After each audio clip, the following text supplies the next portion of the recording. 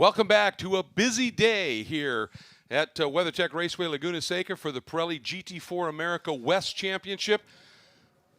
A beautiful one, a busy one. It has morphed into an absolutely glorious afternoon. Perfect conditions, really, Calvin Fish, for this second race of the weekend, round 4 of the championship. Folks, great to have you with us, Cal and I, and, of course, Ryan Marine down in pit lane.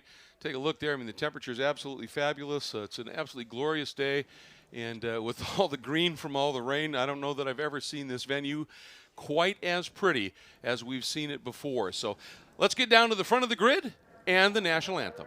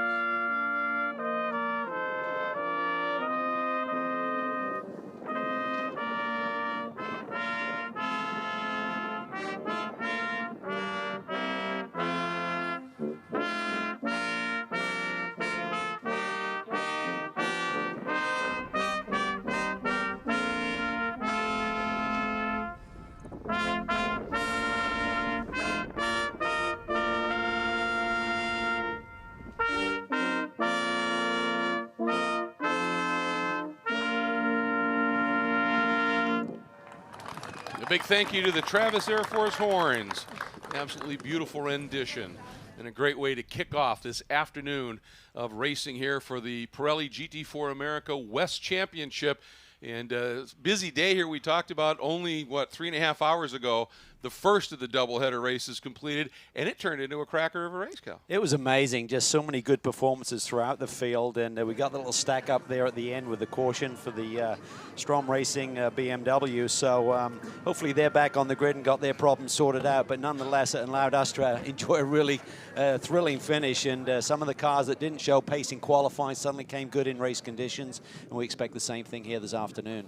That was one of the interesting things here, and you take a look at the starting lineup. We had talked about this morning it was a Porsche sweep of the front row. In the second qualifying, it was a BMW sweep of the top 3 spots.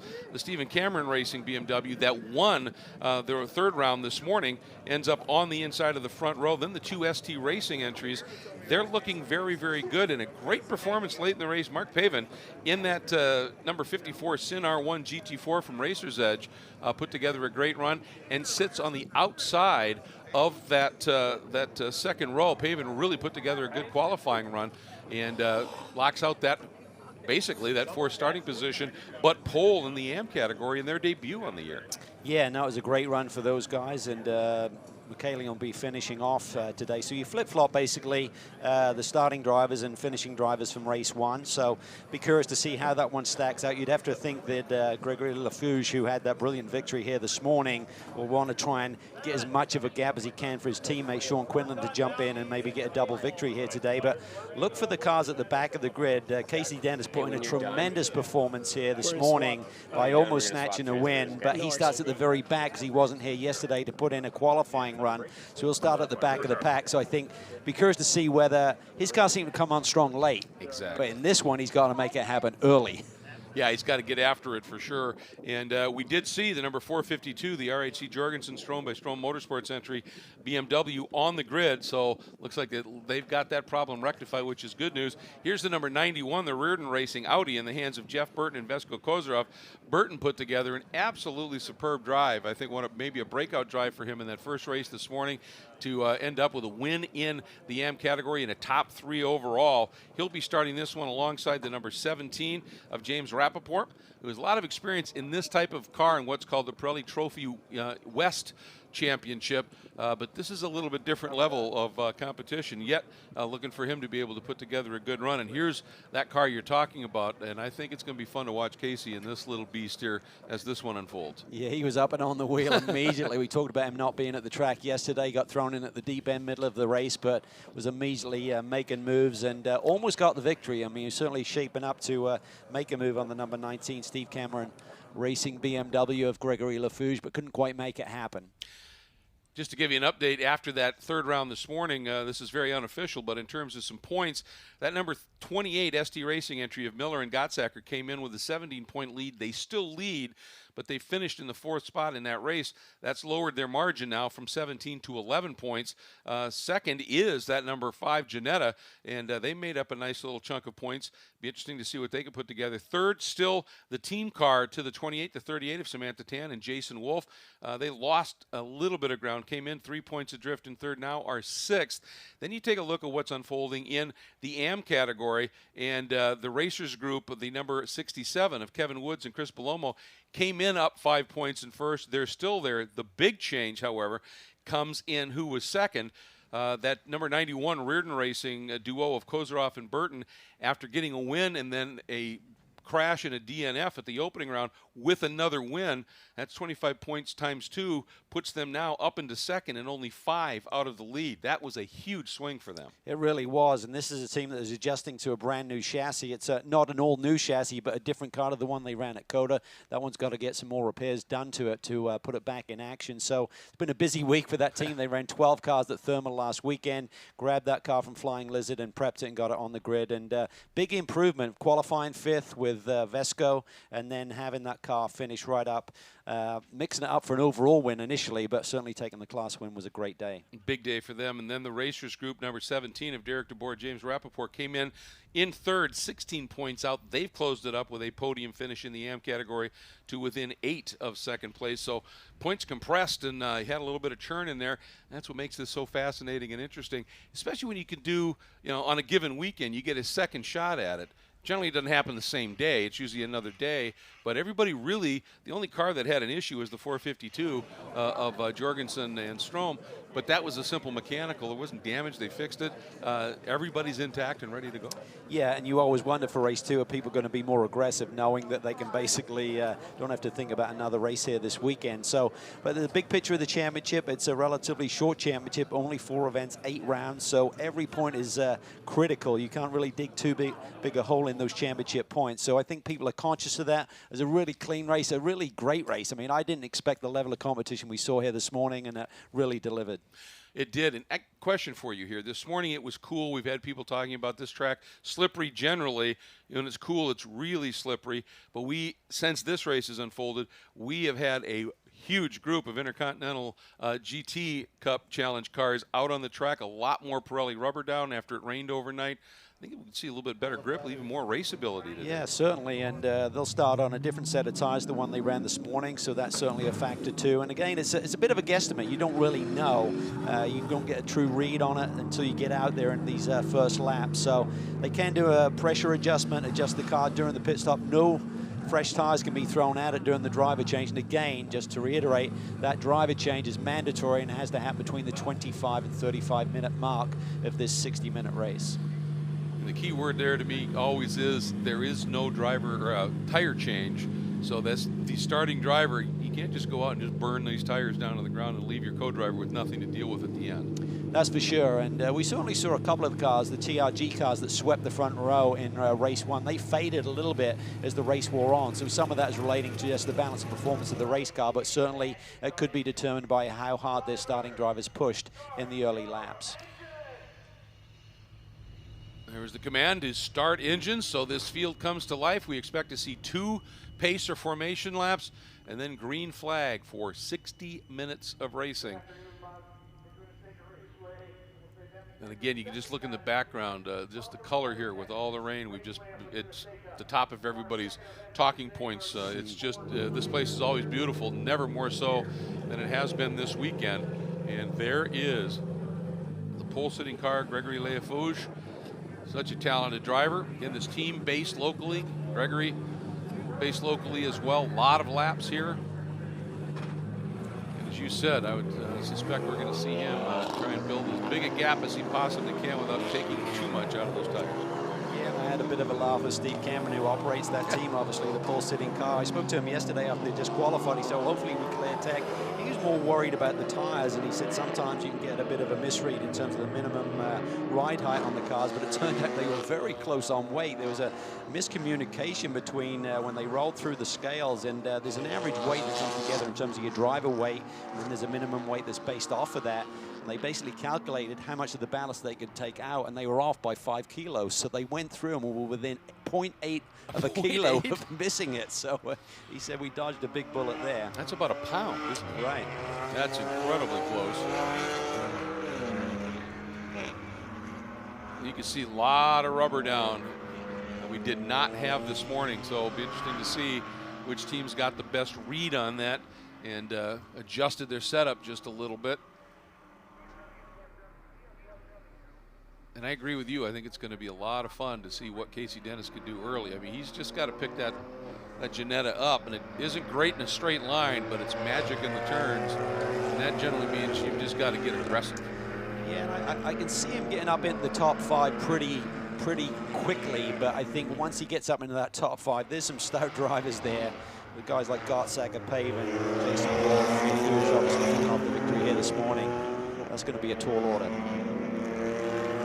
Did catch us this morning. That's a look at turn 6 of this great racetrack as they climb up the hill heading toward the most iconic corner at this venue, maybe in North America. The corkscrew gets an awful lot of attention, and it is just a wild roller coaster ride, but there's so many great corners here and important corners here as well. Yeah, they're all really tricky. It's a relatively low grip circuit, so it'll catch you out if you push too hard. You just got to recognize the grip level. I mean, what you think should be the rolling speed through a corner doesn't always match up, so the brain is not always in sync with what the race car is able to give you, and it's just factoring that in. And some really tricky corners, some key ones, obviously turn 11. People will try and put their moves down the inside here and make a move. They don't pull it off. They got zero momentum coming off the corner. That can allow someone from behind to make a move. So it just sets up for great racing. A great new development this year just in terms of assisting fans and sometimes announcers and recognizing who's what. The Illuma rank is the LED display in the upper right of the windshield, and it alternates between showing the overall position of the car in the race and the 3-digit code for the driver. And once the race starts, whoever's leading overall, that's the only one that flashes. But it's just a great way to help recognize where people are in the field and what driver's in the car. And if you're leading, once we get the race under green here, that will flash. Yeah. The 001. Just some great tools for the race fans, whether you're watching on your TV screens or via a smartphone or whatever, or indeed by the side of the racetrack. Just gives you that information to stay in sync with the race. One of the things, you know, you work with the BOP, as it's called these days, in this GT4 category as well, to get the cars as equal on a lap time as you can. But how they do it still varies greatly. And the lighter cars, because of less weight, generally that means less horsepower, so you'll still have some discrepancies where you've got a car that just doesn't have as much straight line speed. Once that momentum car catches that car that doesn't have the corner speed but is strong in the straights, and you've got to run that car's speed through the turn, it's a struggle. It is. It's a real concertina effect, and it's a chess match. We saw that play out beautifully for the last 10 minutes of the race this morning between the lighter weight Ginetta and the BMW. It seemed to have a bit more straightaway speed, obviously, and power versus the cornering ability, and less tire degradation on the Ginetta towards the end of the race. Paint some interesting scenarios of attack versus defend and how you play that out. And it's about to get played out here as we have that great look at the corkscrew. Lights out on the safety car. We are about to go racing once again. Hour of competition here. Round 4 of the Pirelli GT4 America West Championship. And the field stacked up beautifully. Lefouge bringing them down into turn 11. Once he gets through, he can just gently roll on the throttle and pick up the speed until he sees the green. Pretty good lineup. There it is. Green flag flies, and immediately, nice move from the outside. Jason Wolf just drifting over to protect that spot. Still taking a look as Harry Gottsacker down to the inside, but their team cars, they'll work a little bit more carefully, but a huge move by Chris Bellomo. Yes, he did. Nice job in the TRG Porsche there, making a move down to the inside of Paven, and he's cleared in by the time they get to turn 3. And look at that, Casey Dennis is already up there. I said he'd cut it into the top 5 pretty quickly. I didn't think it was going to be by turn 4. Yeah, that was pretty impressive. Timed it beautifully. Of course, regs are for the initial start. When that green flag waves, track's green, you can go. And if he timed it just right, which he apparently did, it's a heck of a jump. And that car go awfully deep into the Andretti hairpin, and I'm sure that played a huge role. It did. BMW 1, 2, 3, Porsche 4, then the Ginetta, then the Sin. As they climb the hill, and then the Audi. So many great manufacturers represented in this GT4 field today. First time in anger through the corkscrew. Still coolish tires, those Pirelli P0s. Dennis again immediately swings to that really wide arc. Well, I think just with the lighter weight car, it will transition, it will change direction better than the heavier cars. With a heavier car, you just got to kind of give the car some lead time to get it turned in. And with the Ginetta, he's able to run that high arc and big turn-in point and increase the radius, which should increase the speed at the same time through the corner. Bellomo running a little wide through turn 10. Dennis got up along the outside, but of course that gave him the wrong edge of the track as they got down into 11. Let's see what he can do here now. He's a ways back. And Porsches generally have pretty good brakes as well, but he still ran up on the back on him big time. Yeah, he did, but nice job Bellomo. Has a really nice start, really aggressive, but kept it clean, and he's keeping pace here with Harry Gottsacker, one of the talented young drivers we have in our World Challenge paddock at the moment. Well, in that 67 from the Racers Group, you've got the 2 drivers that won in the Pirelli Trophy West Championship, the 2 top classes. And Kevin Woods, he's the Diamond champ, the highest class, and Bellomo, the Silver class champ, both of them with a ton of wins. So they've got a lot of experience in these cars in particular. Yeah, and those wins give you confidence. You believe you can get the job done. You're not intimidated by having good track position because you've been there many times before, admittedly with a much stronger competition around you here today. Oh, Dennis got a great run through 6, but he's climbing that hill, couldn't quite get up along the inside enough. Almost catching Gottsacker. He is. Really nice run here. Again, the key with that Porsche will be, can it maintain that pace through this 60-minute race? Certainly strong once again at the beginning. Dennis may take a look down at the inside in the brake zone. He keeps running that high zone, and I'm just waiting for him to do exactly that.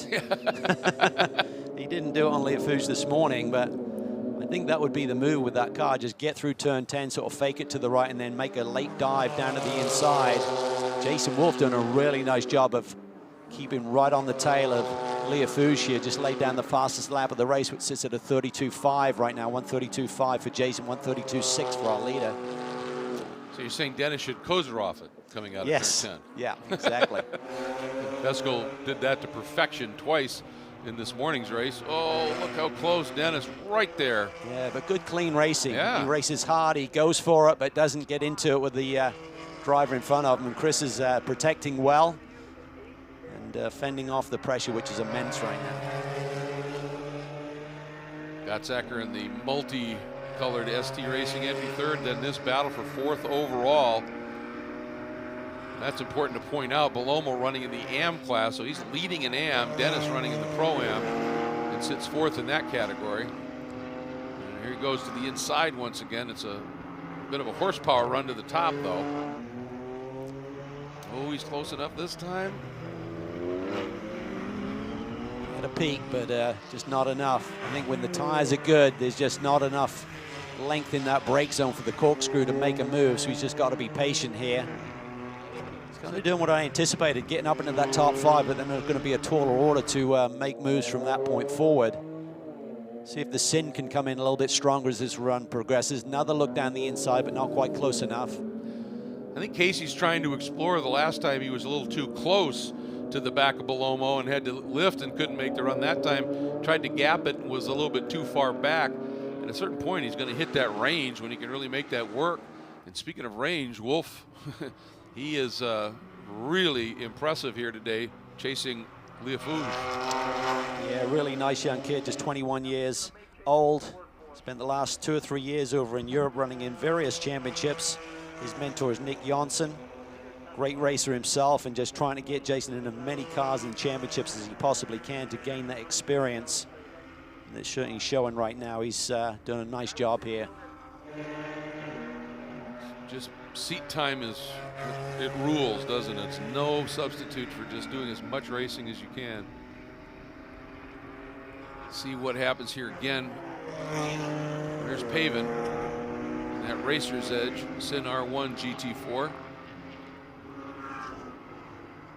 That car had a fair amount of success last year in the GT4 category. Pavin having some of it in the AM category, and Harry Gottsacker doing a superb job as well for Racer's Edge. And look at how high Dennis gets there. He is just He's having a weight, though. Gravity. I mean, he just had all of the ability to just plow through that corner, but there was a Porsche in the way. I think here is where he just needs to time it a little bit better. Exactly. I think the car has the ability to roll speed through apex at 10 and maybe set up a pass into here, but he just hasn't found that rhythm yet to do it. It's interesting, when he comes out of the corkscrew, gets way up high like that, and he uses the banking to help ramp down. I'm not sure if it's just a gear ratio thing where he rolls through that corner. He's not right in the peak power curve of the, I mean, all of these cars, obviously different manufacturers have different gear ratios, and there'll be certain corners where it's ideally suited and others where maybe the lower gear is too short, the taller gear, you're just not in that power to be able to accelerate down to the next one and make that move. Liafouge has been able to find a little bit of room now. Back to Wolf, that margin up to just over 7/10, about exactly 3/4 of a second. Should be a really good battle if these cars come in like this when they turn it over to their respective co-drivers, Sean Quinlan and Samantha Tan. They're wasting no time. Harry Gottsacker is a very talented driver, and they've been able to open up a 6.5 second lead. Back to Harry. Of course, he's got about a 1.5 seconds in hand over the Bellomo-Dennis battle. Yeah, Gottsacker doesn't have a ton of time in these BMWs, but certainly had a great weekend at COTA where he swept both of the races with he and his teammate John Miller. I thought he'd be able to hang with the sister car a little bit longer than he has. And just that black Sin, Mark Pavin just setting his personal best lap at a 34 flat, a 134 flat, half a second quicker than the Bellomo-Dennis duel in front of him, so he's closing that up. Yeah, the car just looked a bit lazy in the early going, so maybe they just started the car on lower tire pressure, maybe learned something from the initial run this morning. Maybe the tire pressure's peaked, so they're starting lower, and that'll mean that they don't have the grip in the platform in the early going, but it could start to find its sweet spot right now.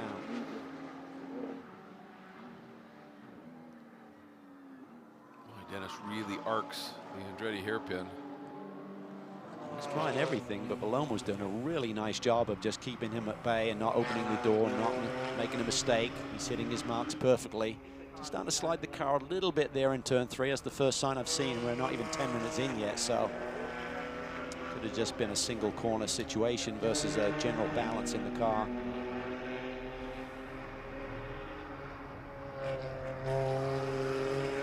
Big important corner here, and boy, Dennis rolls a lot of speed, and he has to, because it starts this long climb. Awesome corner that is, turn 6 up the Rahal straightaway. Not really straight, but yeah, exactly. And it gets interesting as you crest that hill, trying to find your marks with the corkscrew. This is where he's really quick, but I'd like to see him try and set up through 10, just give a little bit more of a gap and just be able to roll through there. Oh, I thought he might actually try and stuff it down the inside at 10.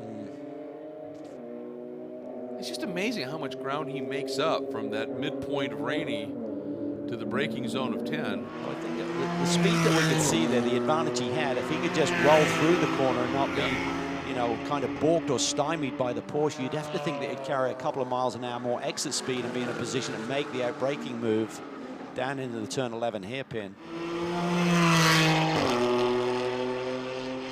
4.52 of Jorgensen. Had that issue this morning. Personal best, so. Yeah. Great to see what those guys are doing with that team, kind of running more on a global banner, but, you know, not really picking one championship, just really going to venues that they'd like to run at, more of a bucket list type situation, but they've got a lot of big plans, talking about moving the operation up to GT3 machinery in the not too distant future.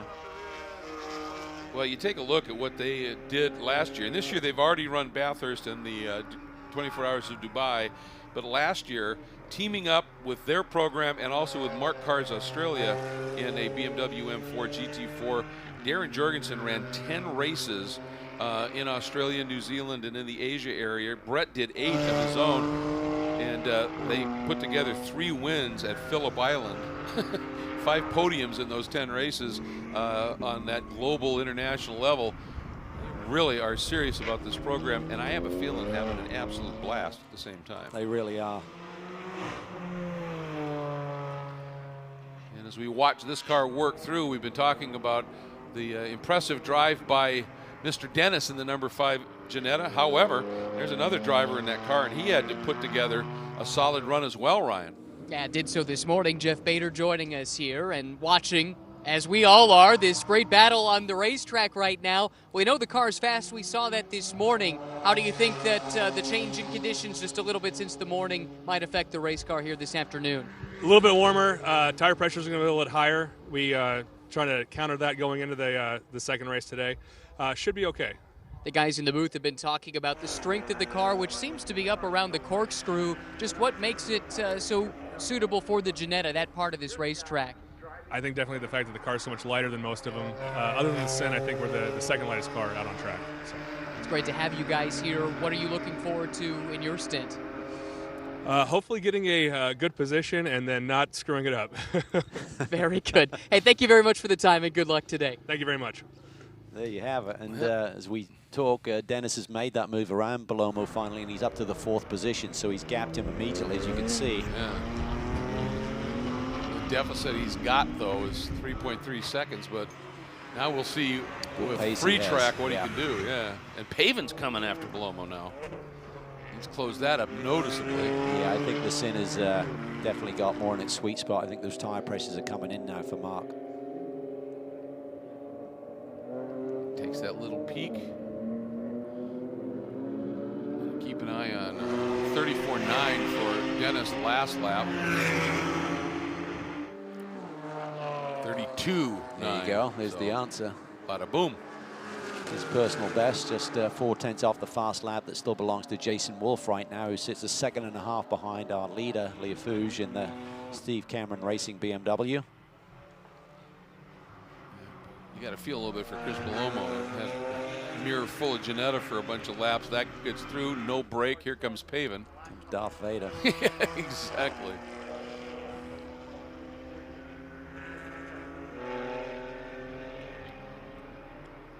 Just settling in here. Again, with the Porsches, they kind of faded a little bit this morning the longer they got into the run. So I'm curious to see if Bellomo can maintain his pace, which is very strong. Been running consistent low 34s, 134 range. Car still looks good. Yeah, it does. Is that, when they fade a little bit, is that possibly a function of with that weight over the drive wheels that they can, if they're not really managed beautifully, you can run the rears off a little quicker? Oh, absolutely, yeah. You just got to be on top of that. But you know what, Kevin Buckler and the whole TRG group, they have taken the information and feedback from the drivers this morning and made some adjustments for this afternoon.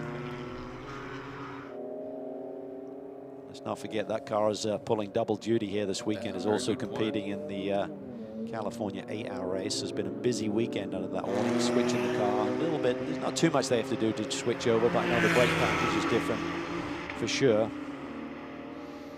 And that car was out in the qualifying session for the 8-hour. So as you said, crews earning their pay this weekend. Just having a look now.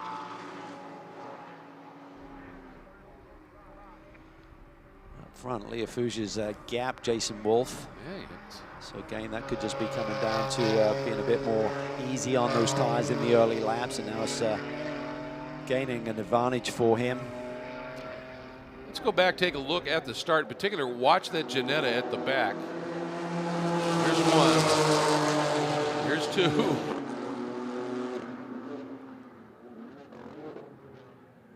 Gets inside the Audi as well of Burton. Gets a good exit out of there, and then on the outside of the Sin, exit in turn 3, and there you have it. Top 5. That was exceptional, that start. And up front, managing things beautifully is Gregory Leafouge, and the driver who will be taking over is Sean Quinlan. Ryan?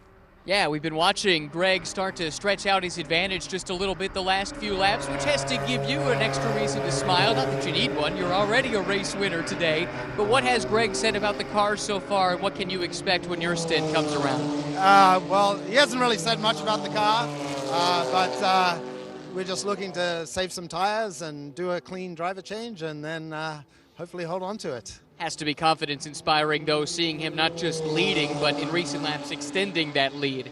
I didn't hear that. Yeah, he extending that lead definitely gives us a little more buffer, and that's nice. I like that. 2 races in the same day is a unique circumstance. How special would it be to win 2 races in the same day? That would be unbelievable. Well, not counting our chickens yet. So. Well, that's fair. It's still pretty early. We'll wish you the best of luck in your stint. Thank you. All right, thank you. Yeah, he did some touring car racing last year in the Pirelli World Challenge touring car division. Didn't run a full season, and yet was able to put together 6 top 5 finishes. Sean, I think he's looking at his chops getting this thing, as it seems to be pretty hooked up. Yeah, and then it's a whole different can of worms in terms of the pressure, though, when you're suddenly in that car to finish and seal the deal.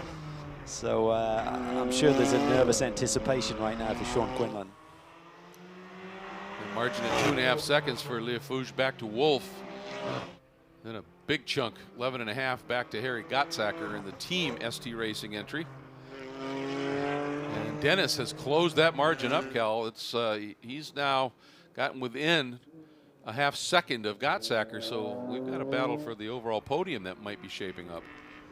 Yeah, it's been a great performance, and has he got around? Did he get through him already? I think he has. Did. There it is. He's made that pass, so that's decisive stuff. You just know that that car should get stronger and stronger in comparison to the other cars. But he's got his work cut out now. He's, what, 11 seconds back of Jason Wolf. See if he can minimize that gap a little bit between now and turning over to his teammate. And again, that pit stop window opens up in about 7 minutes. And you know, if you believe you've got your faster driver behind the wheel right now, you'll try and extend that to the maximum of 35. So potentially 17 minutes more running for some of these drivers right now. You almost wonder if possibly Gottsacker in that number 28, if there's just something they just missed a little bit on their setup, because we know he's got some pretty skills. He doesn't necessarily, as you said, have as much time as some others in these BMWs, but he's quick. Oh, there's the pass there. Yeah. Turn 4. Just a lap ago. So Harry got skills, is what you're saying. Harry got skills, but I think he's got issues maybe too at this stage in terms of setup. Harry don't got a podium at the moment, so he's got to get up on the wheel. But they're very balanced in terms of speed pairing there with John Miller and Gottsacker, so they could still come back here at the end of this race. Yeah, and there is time. There's no question of that. There's not a lot you can do in terms of the pit stop. It's just a driver change, but you can, I think, make a pressure adjustment. You can, yes. And if it's that simple and you can solve it that way. Curious what Dennis just ran. 33.6. Everybody around him is running 34. Yeah. High 34, so he is still flying. Yeah, my point being that Gottsacker sits in the 4th position, but you know, John Miller should theoretically be, he's got a lot more experience, so he should be quicker than the guys, co-drivers who he's going to be up against to finish this. Very good point, yeah. They could still really be in with a shadow of a definite podium, if not more. Yeah, the two cars that you watch with that particular concept, well, 3 really, is, as you said, Gottsacker and Miller, but then also Kozarov getting in for Burton and DeBoer getting in for Rappaport. Yep.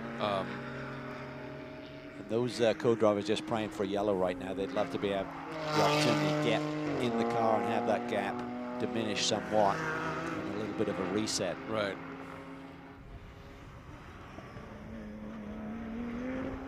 Look there. 19-year-old Harry Gottsacker. Couple of wins last year, second in both the Sprint and Sprint X GTS Championship. 2 wins with the Sin car, same team that Pavin's driving for this year, and McKaylee in the number 54. And watching Harry learn was just a thing of beauty, because if you was at Portland, where in the first race at Portland, he got absolutely schooled by Ian James. Right. The next day in that race, Ian, it was almost the same scenario, and Harry covered it beautifully. He did. What I loved was his interview afterwards. He wasn't just blown away by the win. It's like, I want to go and do this next week. Yes, yes. So it was a long time coming, but when he did get the win, he wasn't like overawed by it, like, wow, how did this happen? It's like, no, I want this to be the norm. Yes.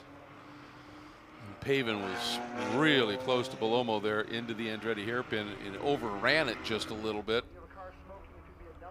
But he continues to be showing some pretty good speed. Consistently just a little bit quicker than Bellomo on most laps, but didn't really do much to it. And looking at the times here, Gottsacker just turned a 35 flat. These guys into the, well, high 34s for Bellomo and Pavin. Oh boy, Mark is there. Yeah, great to see him back. Did a lot of racing in the early 2000s and mid-2000s with Racers Edge, the team he's competing with here today, in single-seater race cars. Then took some time off to work on his business and give more time to his family, and now he's kind of reset. His business is doing well. It's allowed him to get back behind the wheel. Saw him a few times last year, and just really a good fit with that team led by John Maraki. And he's got that athlete's competitiveness and just he wants the gold ability, medal, yeah. Little slide there coming off at 11. Lost a little bit of ground under traction coming off the corner.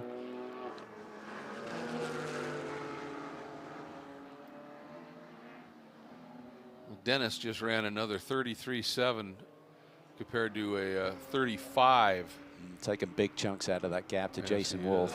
It's down to under 9 seconds now, 8.5. Yeah, and I just wonder, we keep talking about tire pressures a lot today, but it makes such a huge swing in the performance, and Jason Wolf was very quick in the early going, and I just wonder whether they did start the car with high tire pressures.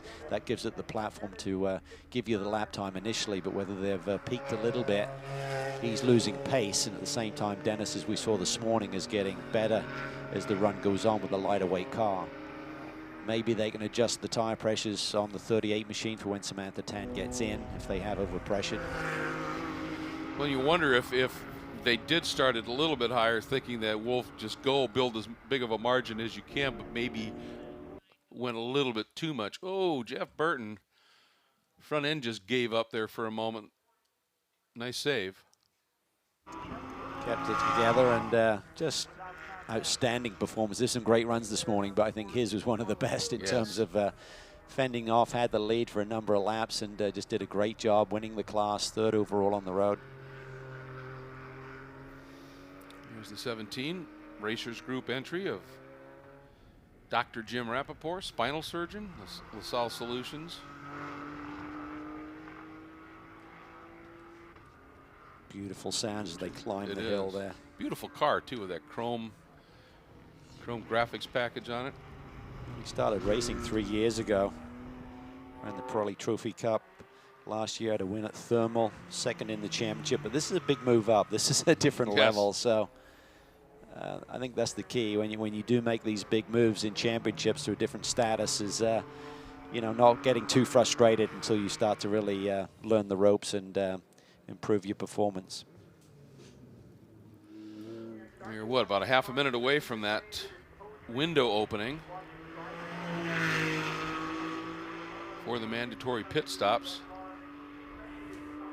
Could be close for the leaders. Yeah, I don't think they're going to be able to get in this lap. Going to have to wait one more. Similar to this morning, it was the drivers a little bit deeper in the pack who had the first opportunity to make the pit stop. Last year there was a rule in place that it had to be the leaders who had the first opportunity, so everyone had to see like a pit lane open flag at the start-finish line. Now it's just done strictly on the clock. Anyone can pit once they're in that window, which we now see. 25 minutes in, 35 to go. There you see it, pit window is open. 7.5 second lead now for Lafuge. This is big. This is exactly what Sean Quinlan wanted. And you know that Steve Cameron is going to really be focused on getting a nice tight pit lane stop time down. 73 seconds is the minimum. So we now see cars hitting pit lane. Gottsacker's in. And I wonder, you know, they brought him in at the earliest opportunity, and I think it's because they wanted to make some sort of change to the car in terms of pressures. And as you said, John Miller's got a lot of experience in these cars. Well, he's got a lot more experience than the guys and girls he's going to be going up against here to finish it out.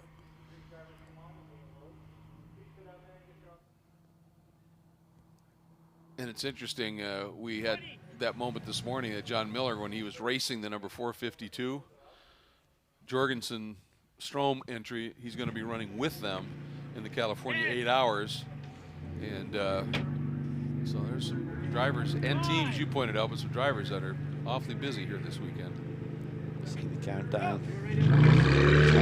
Cuts it. You have to be from pit in to pit out, including the stop and the driver change, not less than 73 seconds total. Even with the count, they're, what, 3.4 seconds long? Yeah, 76.3 for Gottsacker's. That's less than ideal. There's plenty of time to get this done when you're not doing tires or anything like we see in the GT3 forms of Sprint X competition.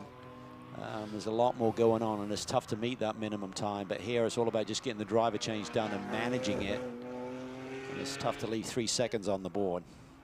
Well, and you wonder too, when the count gets to 1 and they're not up on the revs and already starting to let that clutch slip a little bit, that's, you know, by the time that all unfolds, that could be 2 seconds.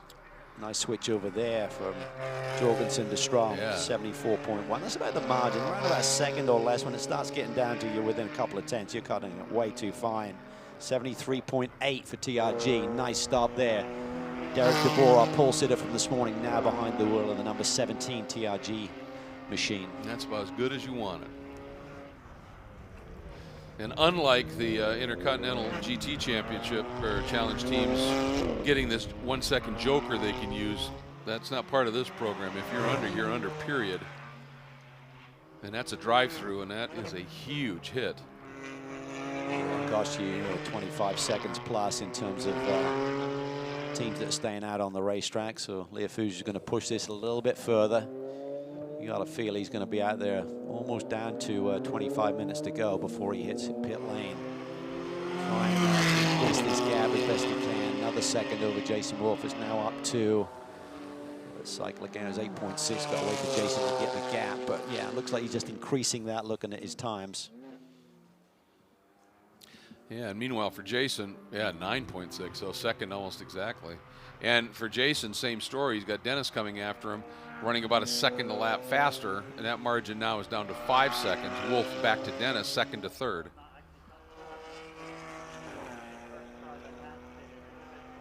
Really flat through this section of the racetrack. Very little camber, and then it starts to pick up camber. So this little addition that they did many years back to the racetrack. And then once you get into this corner, turn 5, you start to pick up a little bit of banking here as you rejoin that was once the old circuit. Well, that's the thing. People look at that turns 3 and 4 here, and it looks pretty simple.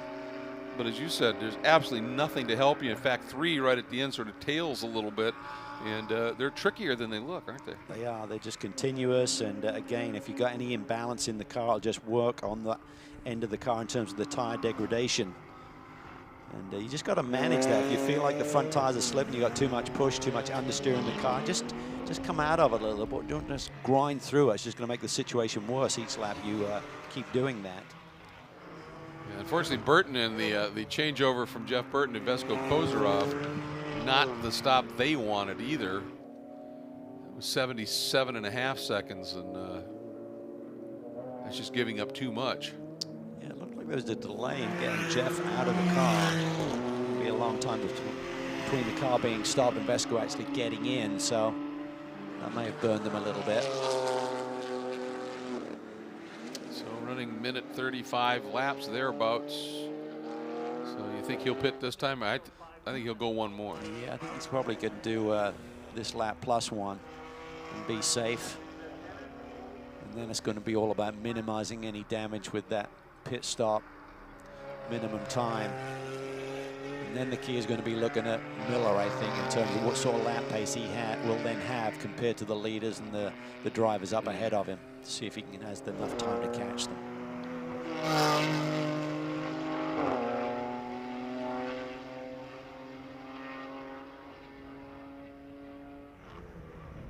This is where it starts to get busy. catch your breath a little bit up the rail straight away, and then it all breaks loose at this point. Keeps coming at you. Blind approach. Difficult corner, this one. Yeah. And you want to be transitioning. Your eyes are looking over there for the turn-in point for turn 10, so you're kind of catching the edge of the road there out of rainy in your peripheral vision. Very easy to make a little mistake and drop a wheel. You always give yourself a little bit of a comfort zone out there, a bit of a cushion.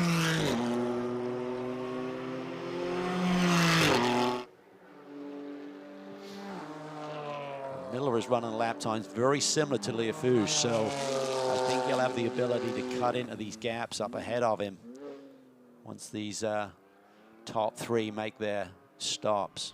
Boy, look at the margin now. Dennis to Wolf, 1 second. And he just ran a lap. Dennis did. That was almost 2 seconds quicker than Wolf. Seems like Jason's car has fallen off a cliff a little bit in terms of the performance.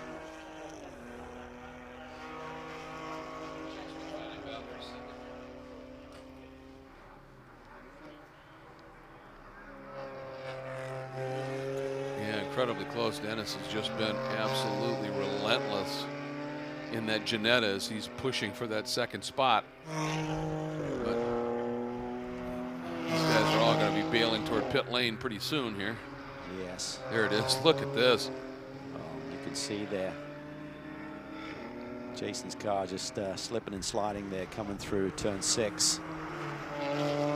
Oh, just on the power so much earlier with the Ginetta. Trying to get to the, he'd love to get by him here before he pits, but you're not going to do anything too rash knowing you're going to be in the pits here. Yeah, these drivers should be able to do one more lap if they choose to. Enough time on the board there. But Leofouge cuts at 1 lap shy of his maximum stint possible. Now the key is going to be good execution here, and everyone follows suit. So with a minute 30-ish lap time, there was enough time on the clock to do one more if you wanted to push it, but if there's any kind of issue on the racetrack, it can burn you a little bit. Oh, we just saw the pit stop for car 54 under investigation, and it was a hugely long stop as well. 5.1, so yeah, 12 seconds outside. Quinlan already in the car getting strapped in. Heartbeat will be high. I was just going to say, you've been waiting, you've been chewing on your nails, now it's time. You've got that huge amount of nervous energy, and you've got to remember every little component of completing this driver change. Looks like you nailed it. Should have, well, I'm guesstimating maybe a 15-second lead or so over Miller time everything cycles through here. But it's an 1 minute 18, so 78.6. There's 5 seconds they just left there. That could be critical because I think John Miller should be quicker than these drivers ahead of him. He has a lot more experience, has shown more pace this weekend. So, well, and you're not going to have tires that are as cold as a new set of tires, but you've been sitting in that pit lane for a little bit. There it is. That's going to be fun to watch. Yeah, this will be good. Bader out in the Ginetta from USRD. You got Quinlan out front, then Samantha Tan we're looking at just going through turn 4 right there. Then Bader, then Miller, who's very much in a rhythm and should be able to Probably cut through these two cars relatively quickly, and then it's going to be all about what sort of lap times he's running versus Sean Quinlan and how much time is left on the clock. Right. We'll look at that math once we get to that point. But as we said, when Gottsek was backing up a little bit, we still felt that John Miller had the potential to be in the frame for a win. Right.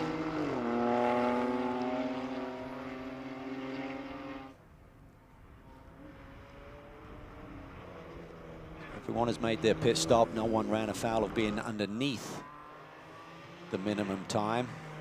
Maybe people left too much on the table, which they may rue at the end of the day. Here comes Miller. They want to pounce quickly on these two. He's in the rhythm, he's in the groove. Everyone else just first lap behind the wheel. Dive down the inside there. Oh, Bader doesn't give it to him. Little elbow there coming through turn 11. Can't get the power down. His BMW should be able to out-accelerate him by the time he gets to the brake zone for turn 1, and he does it right there. Boy, Miller left a big black streak coming out of that turn. He knew I need to get power down here and made it work. I'm not sure if Bader didn't want to give it to him or didn't see him. Yeah, that's my thought.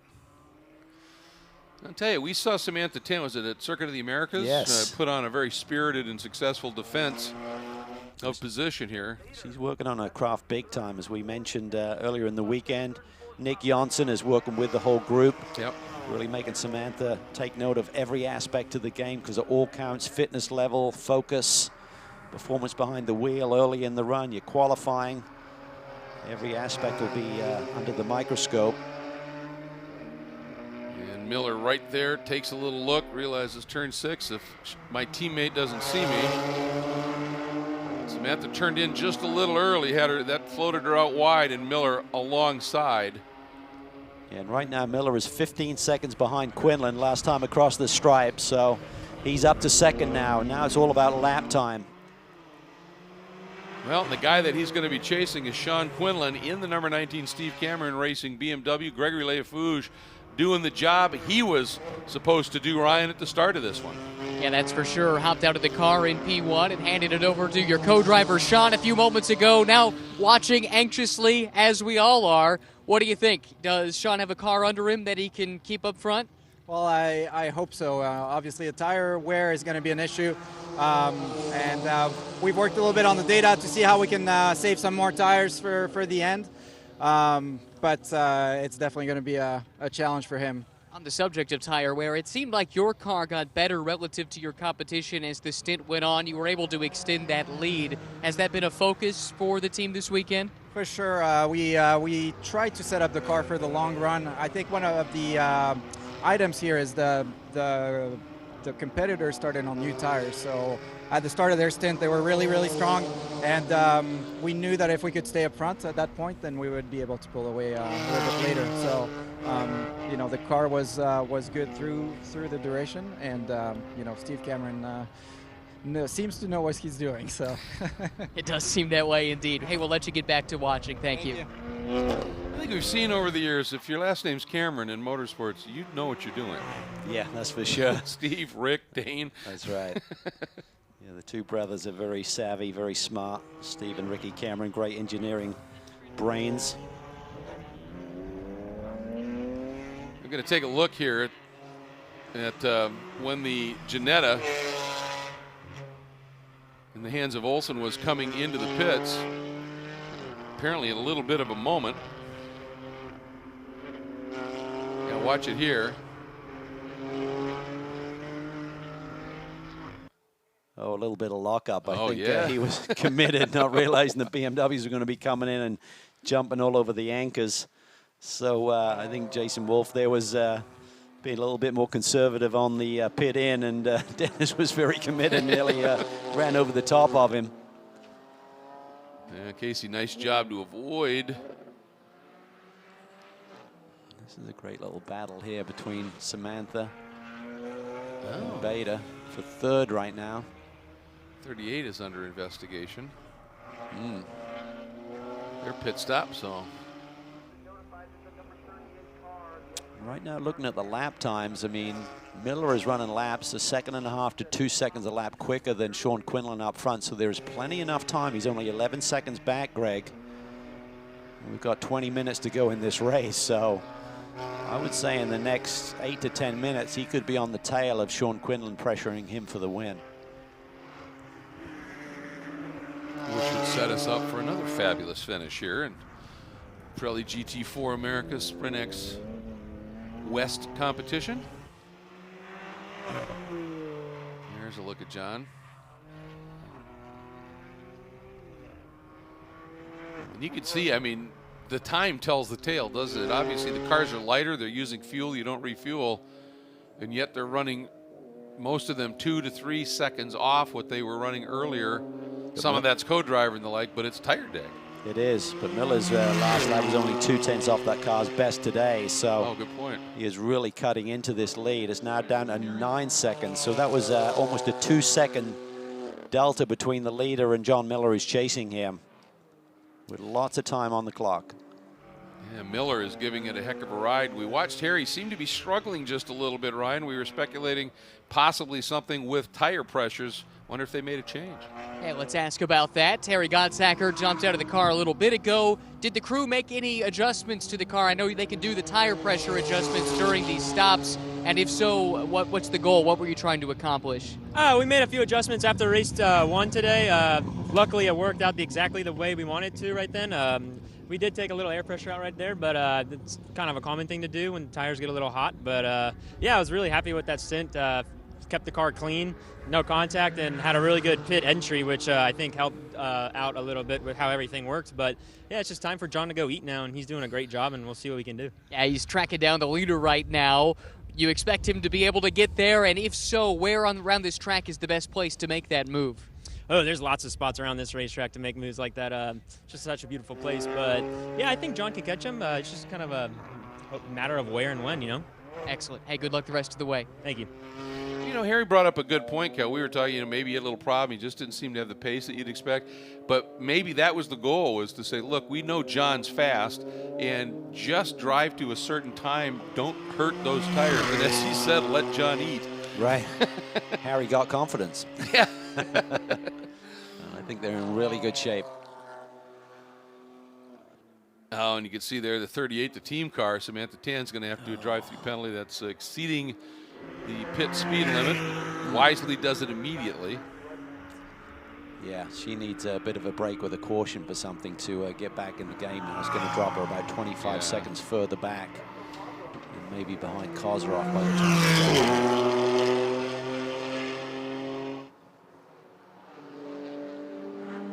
Strom goes through as well, so this is a costly penalty here. Cost them 2 or 3 positions. Not sure if it was Jason Wolf coming in or Samantha leaving the pit box. Yeah, so she's got work to do in that GPI Biotech Laurel BMW entry. Kozrov now up into the top 5. Running laps fairly consistently, a little quicker than everybody around him, as you would expect. It's got him up into 2nd in AM. And what is that, 8 seconds adrift of Kevin Woods, the leader in the AM category? Yep. Game on for that class win here today. But I'll tell you what, Woods has done a really nice job here this weekend. And he's only 3/10 off of Kozrov's last lap. So here we're looking at Miller. That gap was 7.2 seconds across the line. Look at it. He can see him now. He can see the leader. Sean Quinlan will see him in the rearview mirror as well. 5.6. Yeah, that was significant lap. And Derek DeBoer took over in the number 17, is now inside 2 seconds off of Michaelian. And that's an important one, because keep in mind the 54, the racers that sit are going GT4. This is their first start in GT4 this year. And for Derek DeBoer and his teammate, they're obviously in it for the championship here, and any passes he can make are going to be really important in terms of those points. Yes, for sure. Quinlan is, it is pressure, big pressure. He can see Miller in his rearview mirror now. They're within a corner of one another. So you've got to stay cool. I mean, if the pace isn't there, don't worry about it. Just Chip Ganassi likes to say, if you can't win, finish second. If you can't finish second, finish third. Just maximize the day. Well, and if you're looking for points, or if you're looking for championship, it's all about points. And take what you can get.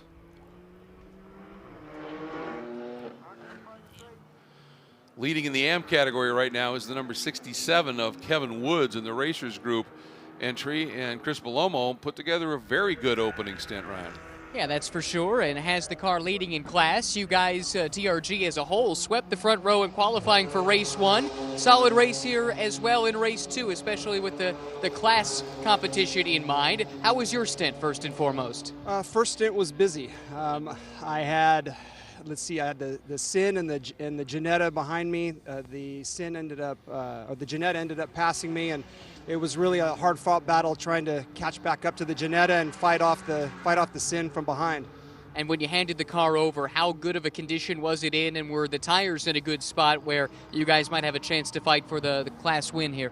I think so. That's one of the things we talk about is, try not to be too hard on the tires and manage them for the second driver, and I think we did a pretty good job managing it. And to be with a team like TRG, does that give you some extra confidence knowing what they've been able to accomplish over the years? It certainly does. I mean, I'm very appreciative that I have the opportunity, because I've only been racing for a few years, to be able to drive with TRG, just a professional crew, and Kevin has been very patient and very nurturing. A strong run so far. Thanks very much. Appreciate it. Yeah, he did. He put on a really, really good run here. You can see the margin here as Miller continues to close in, just about a little over 4 seconds adrift to Quinlan. Kozarov running a little bit quicker than Kevin Woods in the number 67 in the battle for the lead in AM. But Woods is a very fast, accomplished driver, and he's still up on the wheel giving it a go. Yeah, it's going to be a tall order, I think, for Kozarov to catch him and get that class win here. I think this one is a little bit more doable, but it's plateaued a little bit. 4.1 last time across this stripe, and Miller has definitely cut into the lead, but maybe not as big. Well, I say that. 2.3.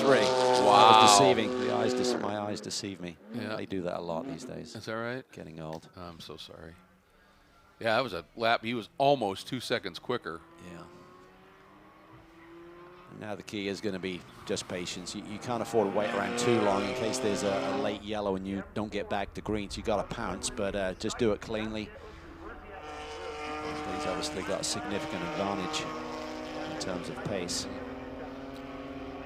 Just a note here for Woods with Kozarov, as you said, Kozarov a lot farther back here than Miller is on Quinlan, but Woods is closing on Bader, and if he can get around, that's not a class position, but it does give you a buffer back to another car coming, so I think Woods might be on that agenda here. And now you can see these two cars in the same frame. That is the margin for the battle for the lead here with 12 minutes to go, round 4. The Pirelli GT4 America Championship. Miller's taken another second out of the first in the first 2 sectors of this lead, so it'll be around about a second by the time they get to the stripe, I think.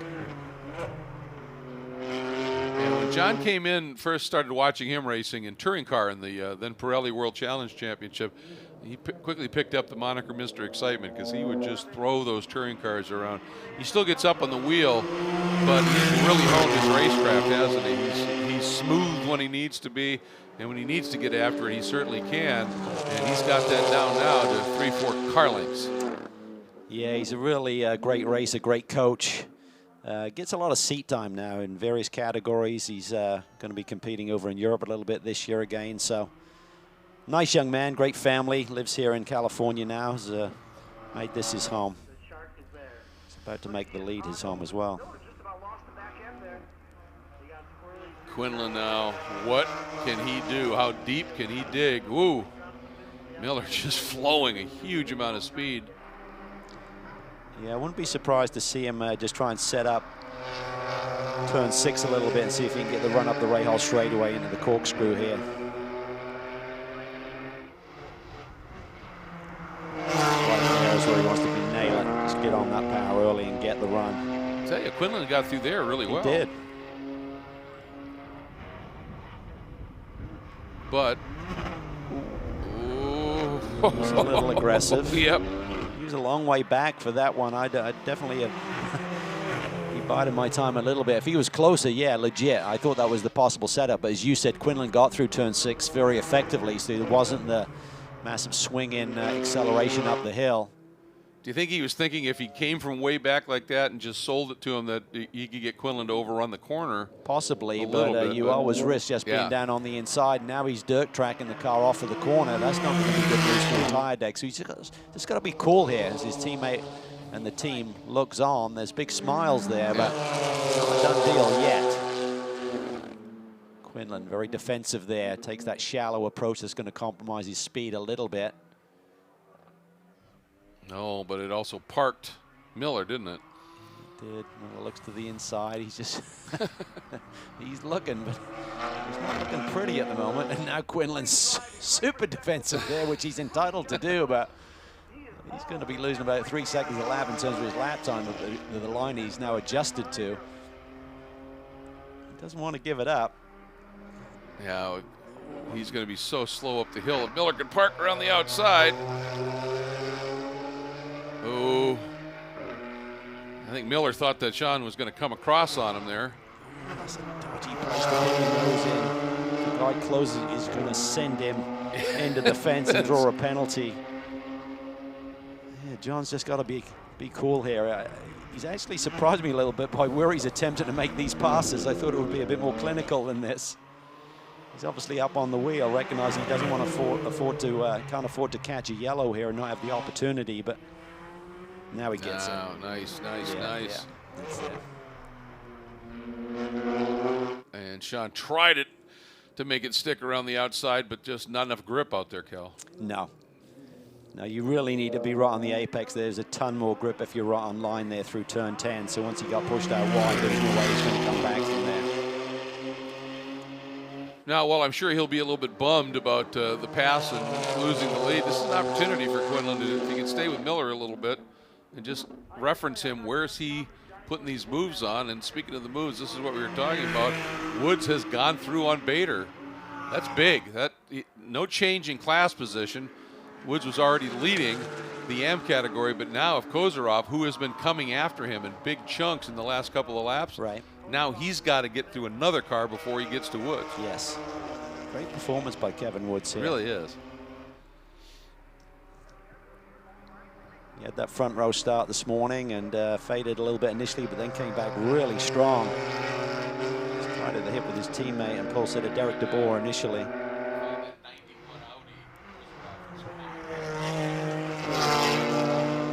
Can Quinlan learn anything by now having a carrot to chase right in front of him?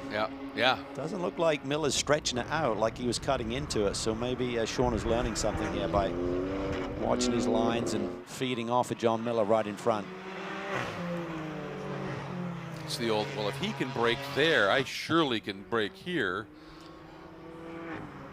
As long as you execute it right. I was just watching Kozarov in the Reardon Audi. His last couple laps have been almost 2 seconds faster than Bader. And second half faster than Woods. And that would be for a class position. Kozarov second in AM and Woods leading it. And here we go. There it is. There's the white, orange, and blue Porsche, then the Ginetta, and here is Kozarov. He always puts on a show, doesn't he? Yes, he does. He's one of those drivers that you see who's certainly not a youngster, but you just wonder if he'd had the opportunity at an earlier age, where he could have potentially gone. Really a superlative driver. There's no question about it. And yeah, you're right. Just to have budget to have been able to put together a full season in a couple of series. Well, this is what he so rarely does in terms of doing a full season. He did it last year and won the championship in the touring car division. And previous to that, he was always a factor. He'd always be a factor for a win, but didn't have the budget put together to put in a full season campaign. And it was great to see him finally get that title. He commented after the first race that this car isn't the fastest in a straight line, but it's these Audis are just really known for downforce and great grip through corners. Well, he's a great politician as well. Well, he is that. Which is the name of the game, unfortunately, these days in terms of Telling everyone who wants to listen that you need a bit more performance. Nice move there in the brake zone. He's been very clinical and decisive with these moves here today. Yeah, that's a good point. If there's a mic nearby, he's lobbying. Yes. And he's lobbying for a win here too. He can see the class leader up ahead of him. Under 5, just about 5 to go. Yeah. But he's got every chance. Woods is doing a great job. It's not going to be easy, but no. Kozarov needed to clear that Ginetta quickly, and he did it. Didn't want to lose a couple of laps being stymied at that car's pace at this stage of the race. This is the interesting thing too. You know, the really good experienced drivers, when another driver's coming after them and making some inroads, sometimes it's because they're driving a little slower on purpose. They know the margin and they're trying to save tire in case they have to have something late in the going. I wonder if Kevin Woods has reached that level of completeness, if you will, as a driver in his career.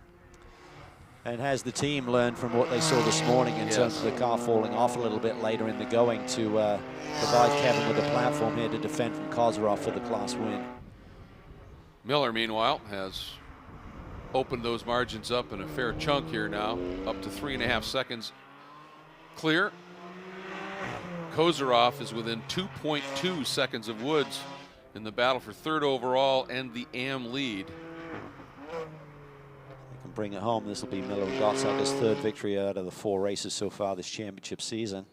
That's good, right? It's not bad, is it? That is impressive. And that'd be the same for Kozarov too, the other one being a DNF for that big crash. Yes. Okay, and this is a different car to the one that they campaigned and had the incident with at Coda last month, or earlier this month, should I say. And that margin last time by was 2.2. And this will start telling us what Woods has left in the quiver. Kozarov just went personal best in Sector 1, so certainly that car is looking really strong in the late going. Yeah, he just set his personal best lap. Yeah, touched the brakes there. So Laura Tolman mentioned that they're having a slight braking issue in race 1 here today. Didn't seem to be affecting his performance much, but nonetheless, he's just tapping that brake, and maybe he's got a pedal going a little bit long. So what you do by tapping the brake, it basically gets the pad up on the rotor rather than having to like use all of your pedal pressure and travel to get it there when you need it. So you just give it a little tap before you finally need it. Pad is right there and gives you a pedal that's stronger and a little bit higher. You know, in that first race, the only brake problem that I saw from this car was relative to all the others, because it was really good on the brakes. But they just, you know, he obviously figured, or as you said, he didn't have any and was just throwing it in there. Right. But that margin was 2.2, now 1.8 last time by between Woods and Kozarov in the battle for 3rd overall and the AM win. And he just took almost another half a second off that lead in the first 2 sectors. So coming in a hurry, but there's not a lot of time left on this clock. 2 to go. So should be going to be close again as to it's going to be get the white or not. He's going to be right with him, whether he can get the move done. But as we've seen, he doesn't waste a lot of time here today in making those moves.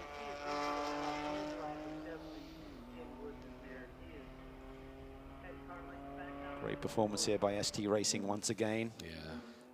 Miller up front, looking comfortable. Got a bit antsy there for the lead, so I'll have to tease him about that when I see him, but nonetheless, he got the job done.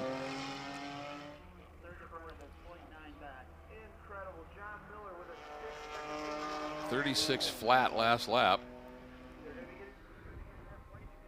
And that compares to Kozarov. It was 33.9. Yeah. So Kozarov is 2 seconds quicker than the leader right now. Not that Miller's worried about pace. He's just looking at the gap to Quinlan behind him. He's really just backed it off to try and stroke this one home. Boy, and Miller, or excuse me, McCalian just set his best lap with a 33.9. So there's a couple of cars out there that certainly have speed. His supporters from Connexity.com on their feet and cheering. All right, should see the white flag this time by for your leader, Miller. And as you said, Kozarov has that margin now down to under a second. Yeah, it's really tight. There he is. He is on the attack. He's got about 13 corners left. Yeah. To get the job done. Oh, little bobble there. Asked a lot of that out as he turned into rain. He had to give it up a little bit, little check. But if he was going to go with it, the car was going to get in a slide. He has really pushed hard now. Finally seeing that Audi starting to give up a little bit in terms of performance, but he's got to put everything on the line right now to get that win. As you see, white flag is out. Miller already has it. These guys getting it now. So this is it. Miller's margin, a little over 7 seconds right now. Back to Quinlan. He's done a great job. He has? Absolutely he has. Made a mistake and has kept decent pace and backing up a win with probably a runner-up finish the way things are looking today. Yep, and obviously nowhere near as experienced and did a great job. But the battle is that one for the 3rd overall and the AM win. Can Kozarov get it done? Down to 0.6 of a second.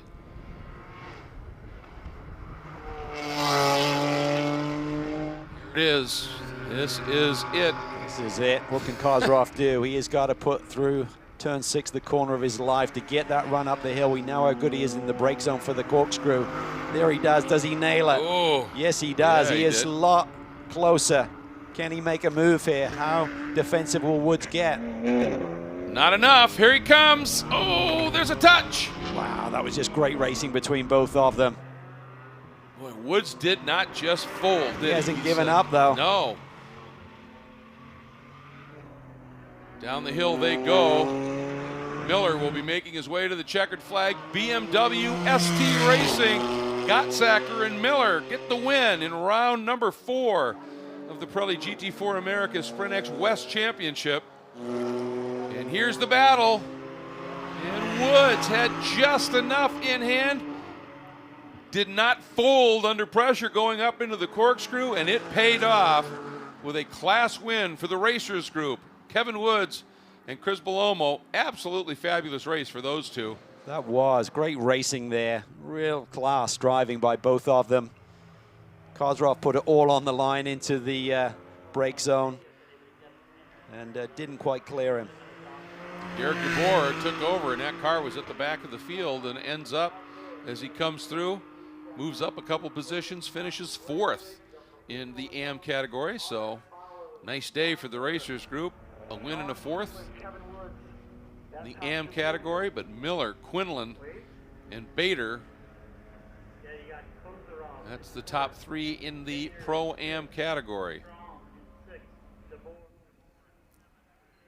And again, we've just seen some really, really stout drives by some people, and an opening, what was it, 3 corners by Casey Dennis that was just unbelievable. Yeah, that was cool to watch, and we expected him to cut through the top 5 pretty quickly. And then we saw the 28 car that gets the win, you know, faded a little bit, but you just knew that John Miller, when he goes up against the drivers that had a little bit less experience, would be a factor. So there you have the results here. Miller and Gottsacker for ST Racing getting the win over Quinlan and Leah Fouge for Steve Cameron Racing. And then your winners in the AM category, Kevin Woods and Chris Bellomo for the Racers Group. In the Porsche over Kozarov and Burton in the Audi. Bader and Dennis end up 3rd in AM. And then Jorgensen Strom end up in the 3rd spot in the AM category in that number 452. So great run. A great day of racing for the Pirelli GT4 America Sprint X West Championship. What a picture that is. Beautiful here, isn't it? WeatherTech Raceway, Laguna Seca is quite the sight, and when you come here early in the year and you get those green hills, it just completes the image. Amazing. Well, anytime you have an opportunity to come to this venue, you try and take it. And certainly from a racer's perspective as well as a fan's perspective, and look at some of the highlights here. There's that great start by the Jeanette at the back of the field. And it just, from this point, Cal, it just turned into another really entertaining, fun race. Yeah, making some moves early. Good start there by Leah Fouge. Jason Wolf kept the pressure on in the first of the 2 ST Racing machines. And you can see Dennis already up into the top 5. Pavement faded a little bit initially, but I think that was a tire pressure situation. That car came on strong. Nice move here by Bader. Yep, they knew the mission. Get after it as soon as possible. And number 38 here behind them. This was a really strong battle as we were heading into the pit stops, and it was a battle that really played an awful lot into where things ended up in the final order for that number 28. as Harry Gottsacker gave the car, and then this big move here didn't quite happen. That little bit of a touch. There's And a little great bit of save by bodywork fly Woods. there. Yeah. I just saw on the replay there. So it was tight, and Kozrov tried everything he could, hammer down, but couldn't quite make the move. Great job by Kevin Woods in defending. Absolutely great fun, and the big win for the number 28 here at WeatherTech Raceway Laguna Seca.